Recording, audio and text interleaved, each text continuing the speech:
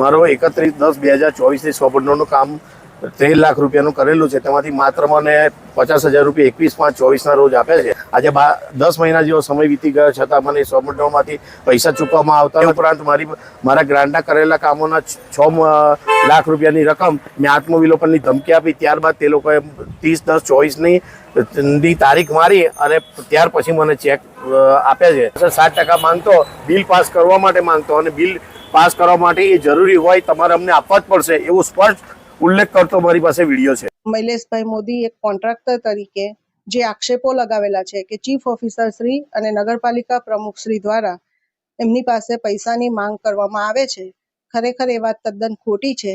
અમે એવી કોઈ ડિમાન્ડ એમની પાસે કરેલ નથી. દરેક કોન્ટ્રાક્ટર કહેતો હોય તો બીજા કોઈ કોન્ટ્રાક્ટરને તો કોઈ તકલીફ નથી અને એવી કોઈ સિસ્ટમ છે એવું પણ અમારા ધ્યાનમાં નથી આવ્યું. સારી વાત કહેવાય કે એક જાગૃત નાગરિક તરીકે મૈલેશભાઈએ આ વાતનું ધ્યાન દોર્યું. હવે અમે દરેક કોન્ટ્રાક્ટરશ્રીનો પણ કોન્ટેક્ટ કરીશું કે શું આ વાતમાં તથ્ય છે.